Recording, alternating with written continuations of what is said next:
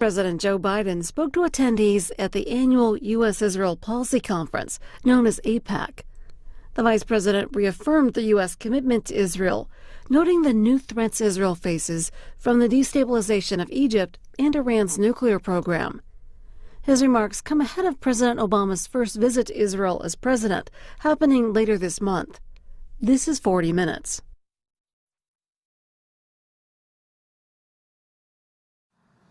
I am a Zionist. You don't have to be a Jew to be a Zionist. These are the words of a man who began his pro-Israel journey in 1973, sitting in the study of Prime Minister Golda Meir.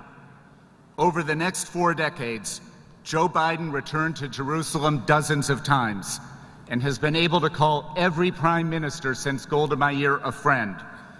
4 years ago, just months after you were sworn into office, Mr. Vice President, we welcomed you to the AIPAC Policy Conference. I think it's only fitting that at the beginning of your second term, we have the honor of welcoming you again.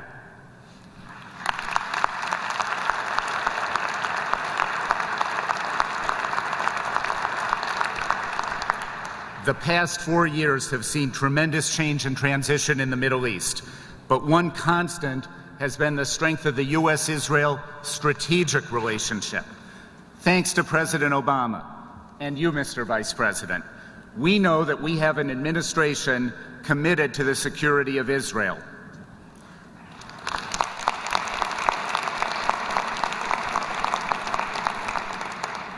We are fortunate that our leaders share the conviction that Iran must never be allowed to have a nuclear weapon capability.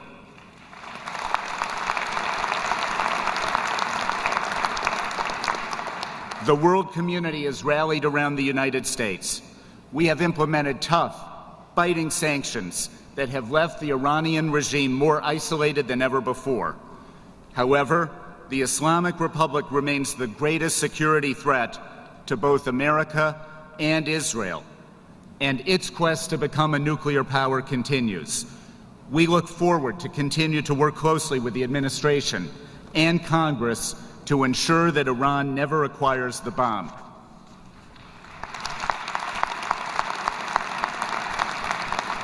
We thank you, Mr. Vice President, for your commitment to direct negotiations between Israel and the Palestinians.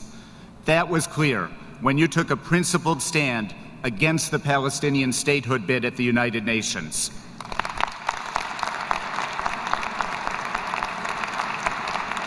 We remain hopeful that we can work together to forge a lasting, negotiated peace, resulting in a Jewish state of Israel living side by side with a demilitarized Palestinian state.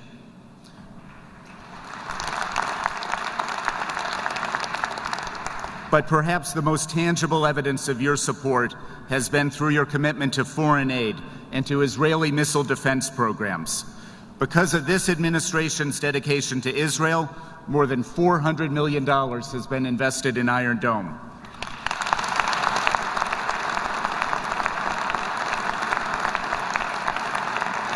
Your support, Mr. Vice President, during Operation Pillar of Defense and commitment to these life-saving systems enables Israel to defend itself while preventing a wider conflict.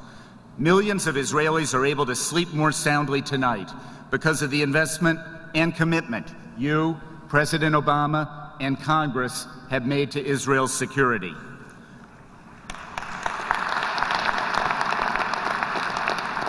Vice President Biden, please give our deepest thanks to President Obama for his support in strengthening the U.S.-Israel alliance.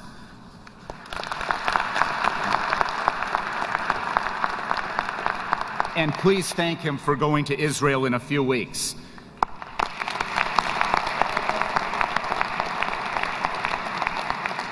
This trip sends an important message to the people of Israel and the world about America's commitment to the Jewish state. Ladies and gentlemen, I'm honored to introduce and welcome a friend who stands with us now and has stood with us always, a steadfast supporter of the U.S.-Israel relationship, the Vice President of the United States, Joe Biden. That was really nice, Mr. President. Really, thank you. Always generous. Well, very generous of you to be here, sir. Thank you. Thank you. Thank you so much. Thank you. Thank you, Mr. President. It's great to be here. It's great to be here. Hey, Debbie. Ladies and gentlemen, oh, what a difference 40 years makes. I look out there and see an old friend, Annette Lantos. Annette, how are you? Her husband, Tom Lantos, the survivor, was my assistant, was my foreign policy advisor for years. And Tom used to say all the time, Joel, he talked that Hungarian accent, Joel, we must do another fundraiser for AIPAC. I did more fundraisers for AIPAC in the 70s and early 80s than just about as many as anybody. Thank God you weren't putting on shows like this. We would have never made it. We would have never made it. My Lord, it's so great to be with you all and great to see Mr. President. Thank you so much for that kind introduction, and President-elect Bob Cohen, the entire AIPAC Board of Directors. I'm delighted to be with you today, but I'm particularly delighted to be with an old friend. And he is an old friend. We use that phrase lightly in Washington, but it's real, and I think he'd even tell you, Ehud Barak. It's great to be with you, Mr. Minister. Great to be with you. There is a stand-up guy. There is a stand-up guy. Standing up for his country, putting his life on the line for his country, and continuing to defend the values that we all share.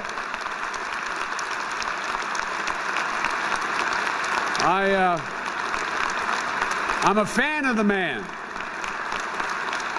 Thanks for being here. It's good to be with you again. Ladies and gentlemen, a lot of you know me, if you're old enough. Some of you don't know me and understand I can't see now, but on the bleachers either side, I'm told you have 2,000 young AIPAC members here. We've talked about this a lot over the years. We've talked about it a lot. This is the lifeblood.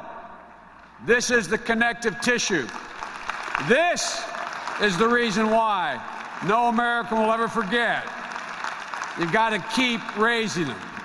Ladies and gentlemen, we've stood shoulder to shoulder, a lot of us on this auditorium, defending the legitimate interest of Israel and our enduring commitment over the last 40 years. And many of you in this hall, I won't start to name them, but many of you in this hall, starting with Annette Lantos' husband, who is not here, God rest his soul, many of you in this hall have been my teachers, my mentors, and my educators. And that is not hyperbole. You literally have been. But my education started, as some of you know, at my father's dinner table. My father is what you would have called a righteous Christian. We gathered at my dinner table to have conversation and incidentally eat as we were growing up. It was at that table I first heard the phrase that is overused sometimes today, but in a sense not used meaningfully enough. First, I heard the phrase, never again.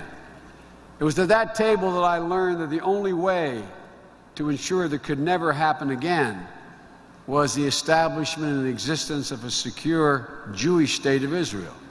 I remember my father,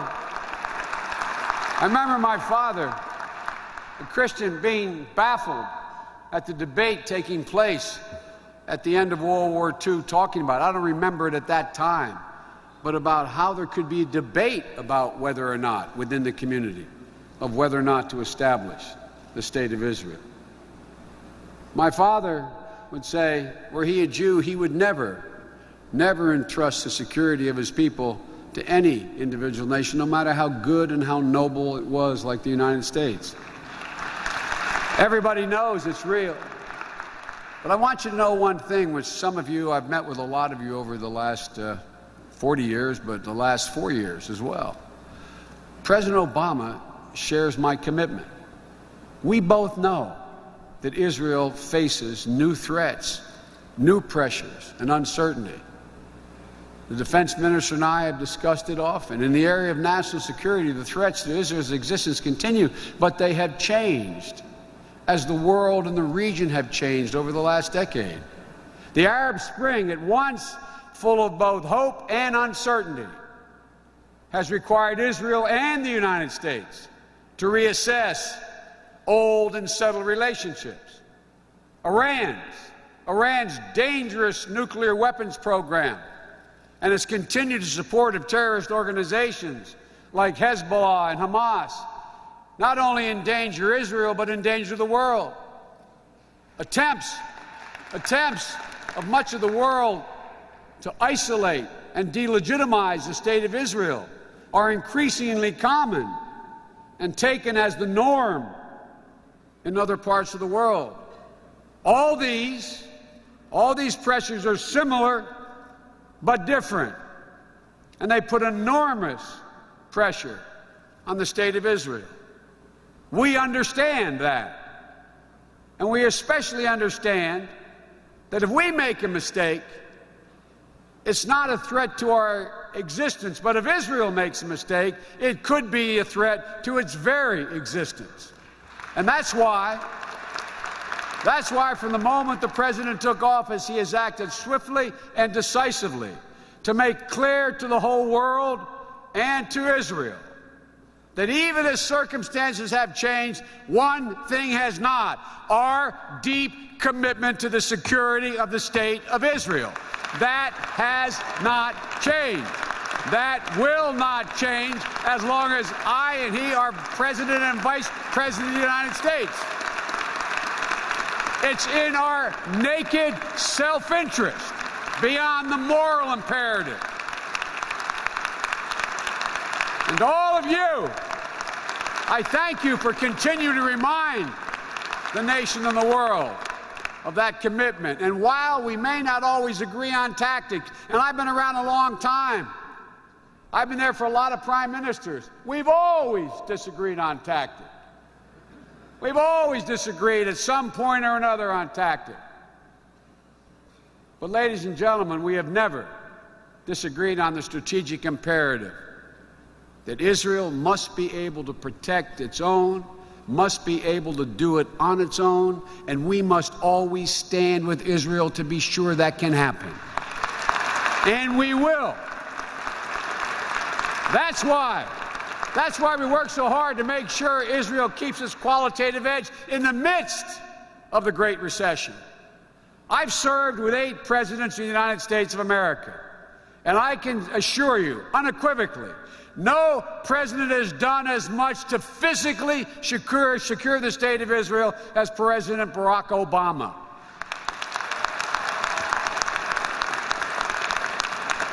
President Obama last year requested $3.1 billion in military assistance for Israel, the most in history. He has directed close coordination strategically and operationally between our government and our Israeli partners, including our political, military, and intelligence leadership.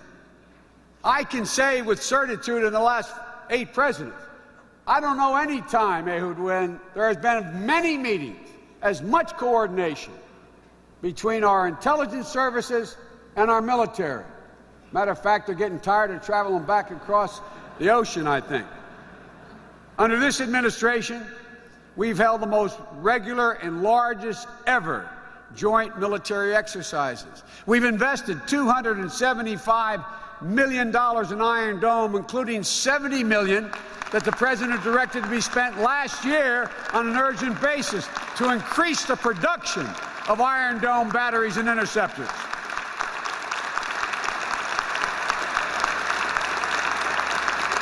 Not long ago, I would have had to describe to an audience what Iron Dome was, how it would work, why funding it mattered. I don't have to explain to anybody anymore. Everybody gets it.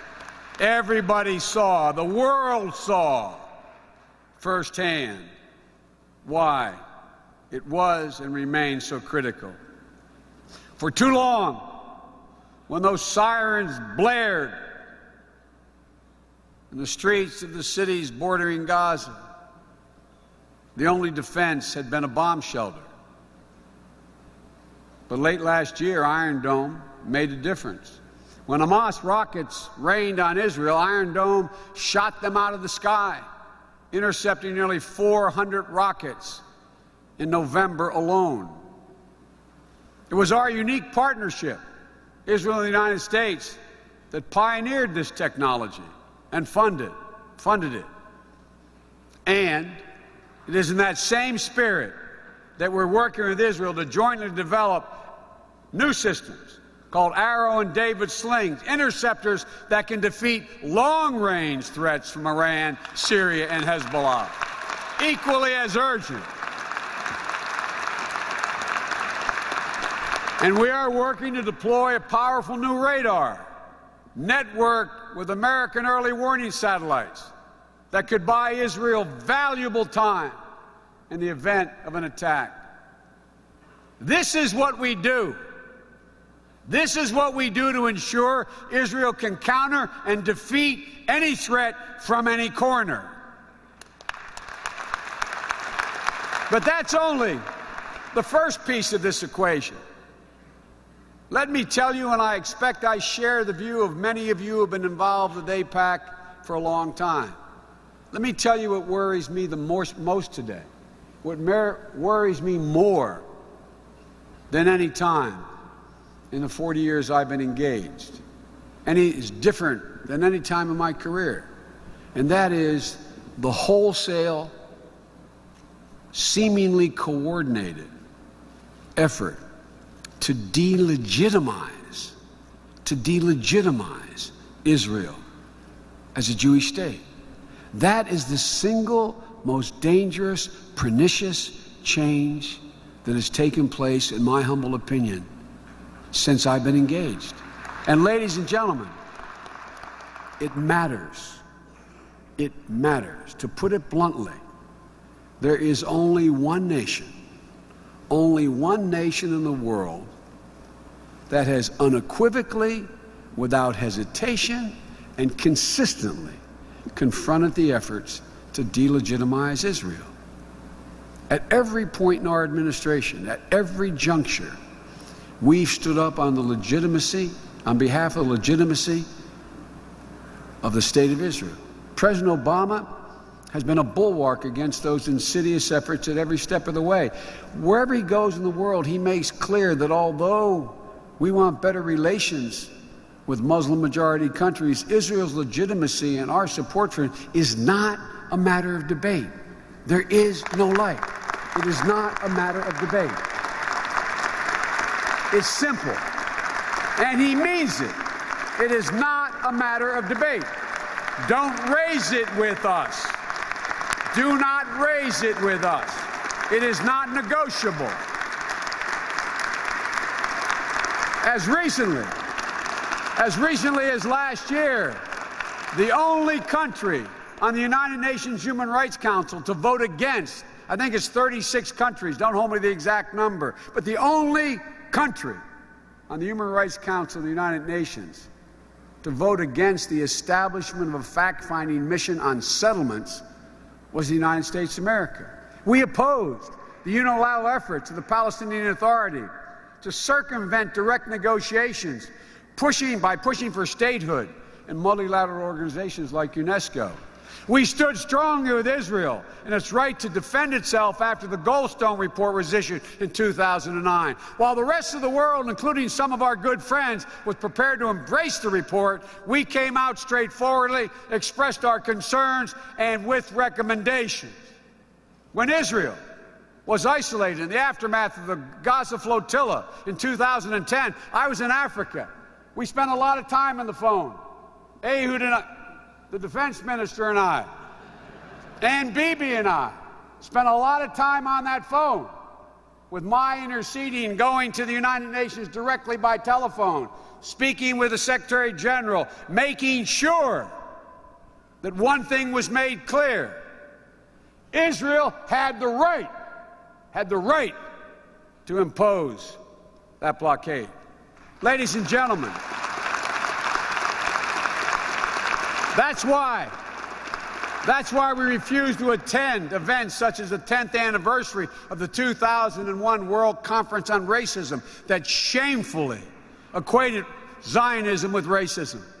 That's why we rejected anti-Semitic rhetoric from any corner and from leaders of any nation. And that's why I'm proud to say my friend, the new Secretary of State, John Kerry, spoke out against that kind of language in Ankara just this Friday.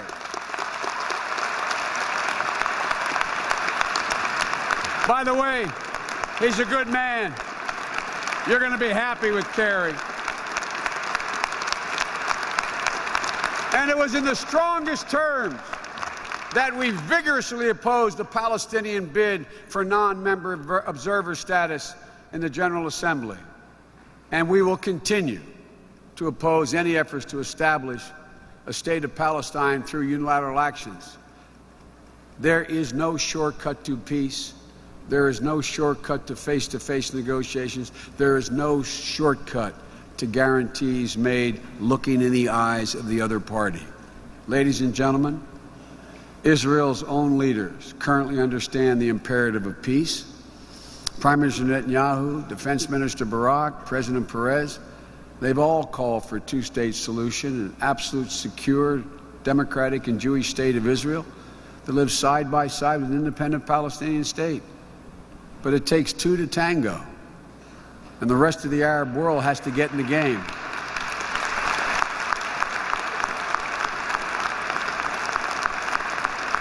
We are under no illusions. We are under no illusions about how difficult it will be to achieve. Even some of you in the audience said, why do we even talk about it anymore? Well, it's going to require hard steps on both sides, but it's in all of our interest. Israel's interest, the United States' interest, the interest of the Palestinian people. We all have a profound interest in peace. So to use an expression of a former president, Bill Clinton, we've got to get caught trying. We've got to get caught trying. So we remain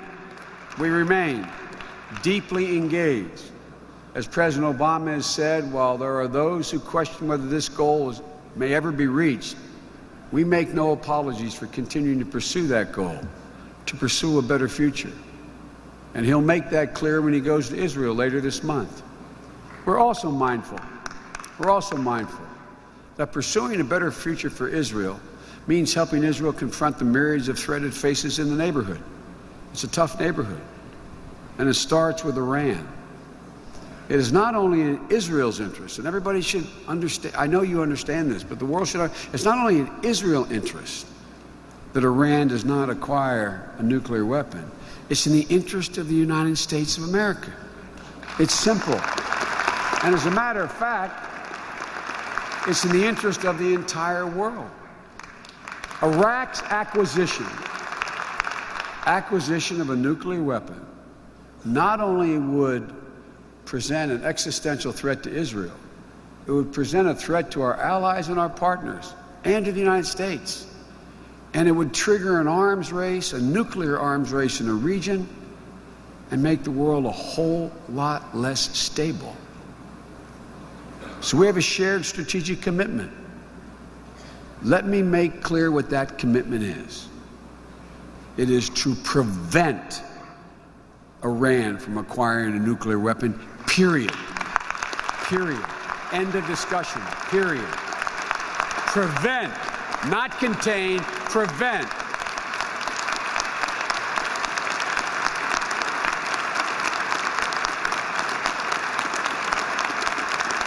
The President has flatly stated that. And as many of you in this room have heard me say, and he always kids me about this, we'll be in the security room, and I know that Debbie Wasserman Schultz knows this because she hears it. He always says, you know, he'll turn to other people and say, as Joe would say, he'd make fun, as Joe would say, big nations can't bluff. Well, big nations can't bluff. And presidents of the United States cannot and do not bluff. And President Barack Obama is not bluffing. He is not bluffing.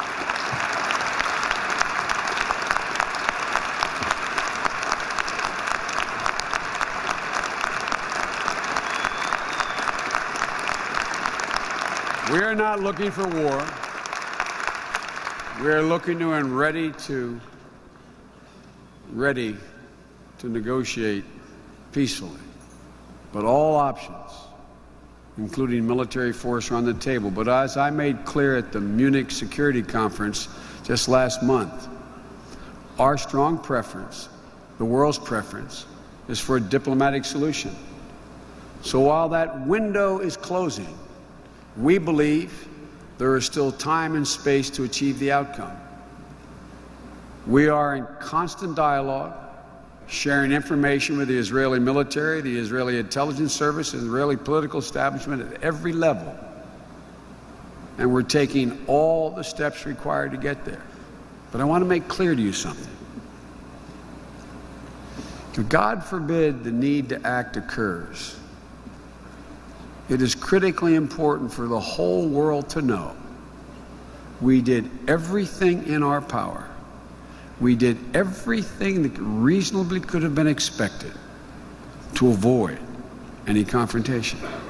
That matters because God forbid if we have to act, it's important that the rest of the world is with us.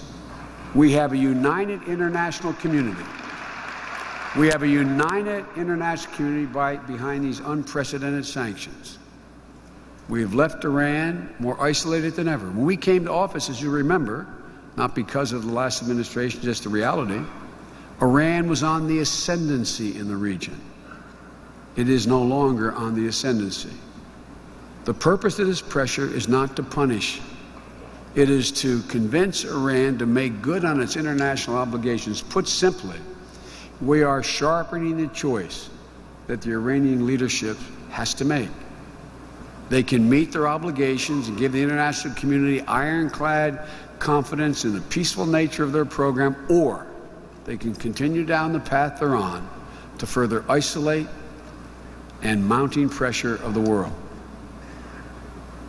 But even preventing Iran from acquiring a nuclear weapon still leaves them a dangerous neighbor, particularly to Israel. They are using terrorist proxies to spread violence in the region and beyond the region, putting Israelis, Americans, citizens of every continent in danger. For too long, Hezbollah has tried to pose as nothing more than a political and social welfare group while plotting against innocents in Eastern Europe, from Eastern Europe to East Africa, from Southeast Asia to South America. We know what Israel knows. Hezbollah is a terrorist organization, period. And we are urging every nation in the world that we deal with, and we deal with them all, to start treating Hezbollah as such and naming them as a terrorist organization.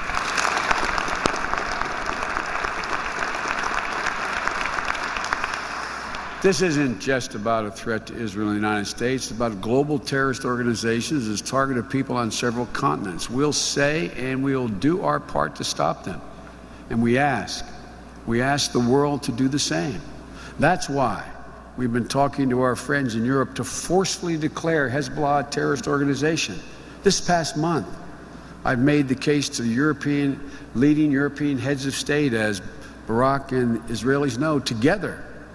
We have to continue to confront Hezbollah wherever it sows the seeds of hatred and stands against the nations that sponsor campaigns of terror. Ladies and gentlemen, the United States and Israel have a shared interest in Syria as well. Assad has shown his father's disregard for human life and dignity, engaging in brutal murder of his own citizens. Our position on that tragedy could not be clearer. Assad must go. But we are not signing up for one murderous gang replacing another in Damascus. That's why our focus is on supporting the legitimate opposition, not only committed to peaceful Syria, but to a peaceful region. That's why we're carefully vetting those to whom we provide assistance. That's why, while putting relentless pressure on Assad and sanctioning the pro-regime Iranian-backed militia, we've also designated al-Nusra Front as a terrorist organization. And because we recognize the great danger of Assad's chemical and biological arsenals posed to Israel and the United States, to the whole world, we've set a clear red line against the use of the transfer of those weapons. And we will work together to prevent this conflict and these horrific weapons from threatening Israel's security. And while we try to ensure an end to the dictatorship in Syria, we have supported and will support a genuine transition to Egyptian democracy. We have no illusions. We know how difficult this will be and how difficult it is. There's obviously been a dramatic change in Egypt. A lot of it has given us hope, and a lot of it has given us pause, and a lot of it has caused fears in other quarters. It's not about us, but it profoundly affects us. We need to be invested in Egypt's success and stability. A stable, successful Egypt will translate into a stable region where we're not looking at what's happening in Egypt through rose-colored glasses. Again, our eyes are wide open. We have no illusions about the challenges that we face, but we also know this: there's no legitimate alternative at this point to engagement. It's only through engagement with Egypt, that we can focus Egypt's leaders on the need to repair international obligations, respect international obligations, including and especially its peace treaty with Israel. It's only through active engagement that we can help ensure that Hamas does not rearm through the Sinai and put the people of Israel at risk. It's only through engagement that we can concentrate Egypt's government on the imperative of confronting extremists. And it's only through engagement that we can encourage Egypt's leaders to make reforms that will spark economic growth and stabilize the democratic process. And it's all tough, and there's no certainty. There's no certitude about anything in the Arab Spring. I expect President Obama to cover each of these issues in much greater detail. I learned one thing as I was telling the president. I learned it's never a good idea, Ehud, to steal the president's thunder. It's never a good idea to say what he's going to say the next day. So I'm not going to go into any further detail on this. But in much greater detail, he will discuss this when he goes to Israel later this month, just before Passover begins. I have to admit, I'm a little jealous that he gets to be the one to say this year in Jerusalem. But I'm the vice president. I'm not the president. So when I told him that, I'm not sure he thought I was serious or not, but anyway.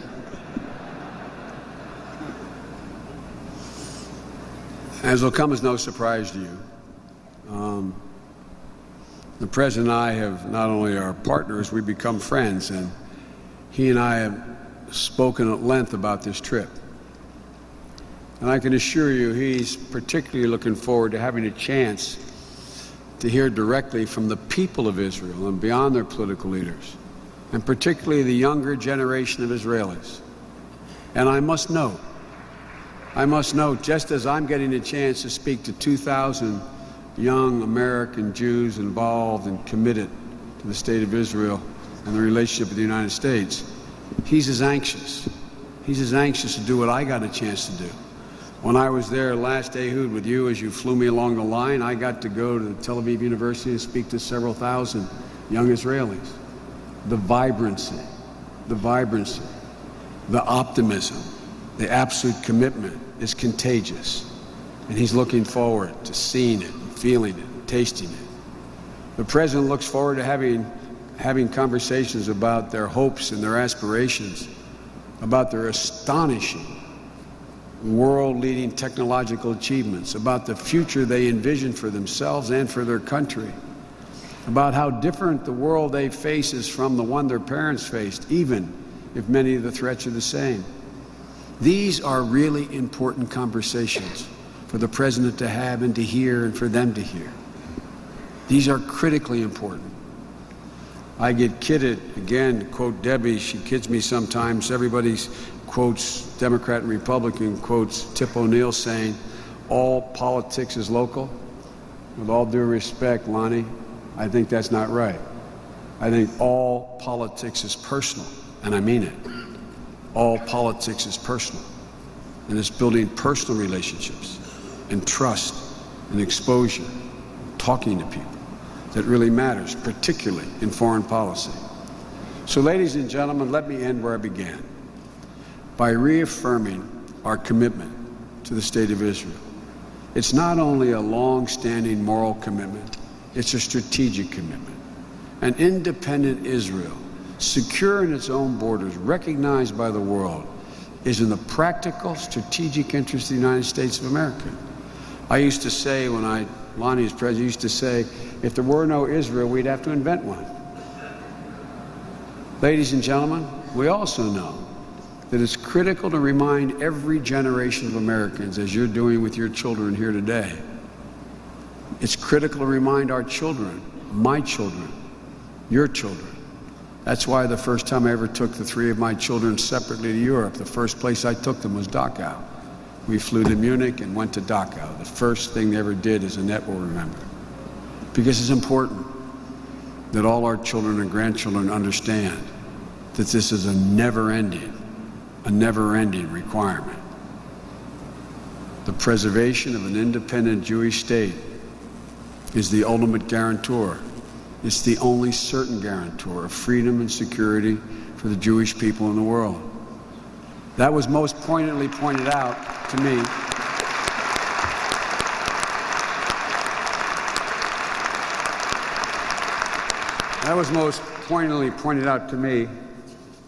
when I was a young senator making my first trip to Israel.